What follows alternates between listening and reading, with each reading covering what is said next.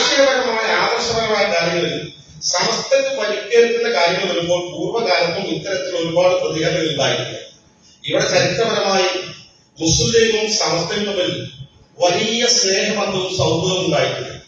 എന്നാൽ ഒരുപാട് ചില്ലറ ഭിന്നതകൾ ഉണ്ടാകാത്തത് എന്റെ അനുഭവത്തിൽ ഒരു 10-20 തവണയെങ്കിലും പാണക്കാട് സയ്യിദ് ഹൈദരി ശിഹാബുകളുടെയും സയ്യിദ് മുഹമ്മദ് ശിഹാബുകളുടെ നേതൃത്വത്തിൽ ഈ ചില്ലറ കാര്യങ്ങൾ ഒത്തുനിൽക്കാൻ വേണ്ടിയിട്ട് മുസ്ലിം ലീഗ് നേതാക്കളോടും സമസ്തയുടെ നേതാക്കളോടും ഒത്തുകൂടി ആ പ്രശ്നം പരിഹരിക്കാൻ രണ്ട് വിഭാഗമല്ല.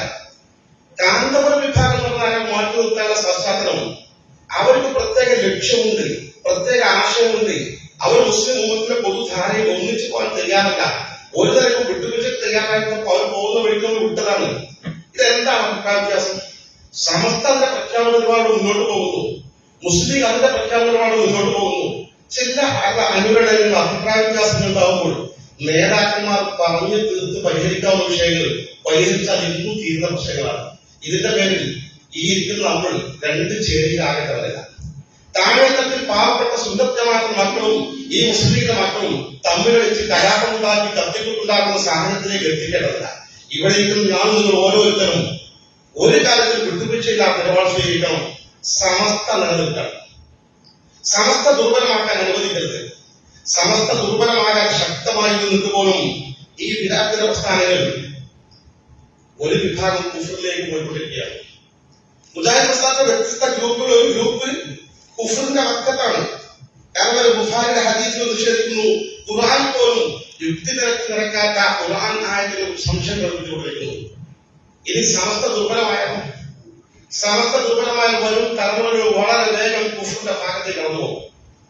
സമസ്ത കേരള കമ്മിറ്റിയുടെ സാന്നിധ്യം കൊണ്ടാണ് ഈ മഹാഭൂരിപക്ഷം ഇന്നും സുന്നത്ത് ജമാഅത്ത് മാർഗത്തിൽ ഉറച്ചു നിൽക്കുന്നത്.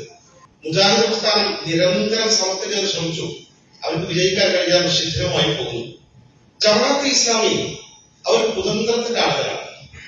സത്യം പറഞ്ഞാൽ സമസ്തയിൽ കമ്മ്യൂണിസ്റ്റ് ഫ്രാക്ഷൻ എടുത്ത് പ്രചരിപ്പിച്ച ആദ്യത്തെ വിഭാഗമാണ് ഈ മീഡിയ വണ്ണും ഈ മാധ്യമവും ജമാഅത്ത് ഇസ്ലാമി. നിങ്ങൾ പരിശോധിച്ചു ചാനൽ എടുത്തിട്ട് ചില അഭിപ്രായങ്ങൾ പറയുന്നതിനെ തുടർന്ന് അത് സമസ്തയുടെ കമ്മ്യൂണിസ്റ്റ് ഫ്രാക്ഷൻ, കമ്മ്യൂണിസ്റ്റ് വിഭാഗം, മറ്റു മുസ്ലിം ലീഗ് വിഭാഗം നമ്മളെ രണ്ട് ചേരിയാക്കി മാറ്റി നിർത്തുന്നത് ആരാണ്?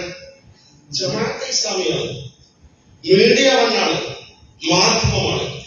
സമസ്തയുടെ ഓരോ പ്രശ്നവും ഹൈലൈറ്റ് ചെയ്ത് കാണിച്ച് സമസ്ത വിരുദ്ധർക്ക് ചാനലുകളിൽ ലൈവായി കൊടുത്തുകൊണ്ട് ഇത് പ്രചരിപ്പിച്ച് സ്വാഭാവികം ഒരു ചാനൽ മുന്നോട്ട് വരുമ്പോ മറ്റു ചാനൽ നിർവഹിച്ച് കിട്ടാൻ അവർ ഏറ്റെടുക്കും. അത് പ്രചരിപ്പിച്ചുകൊണ്ട് ഇത് രണ്ടും രണ്ട് ഇടതുപക്ഷ ആഭിമുഖ്യമുള്ള സമസ്തയും മുസ്ലിം ലീഗ് ആഭിമുഖ്യമുള്ള സമസ്തയും രണ്ടായി നമ്മൾ ചേർന്നിട്ടുണ്ടാക്കിക്കൊണ്ട്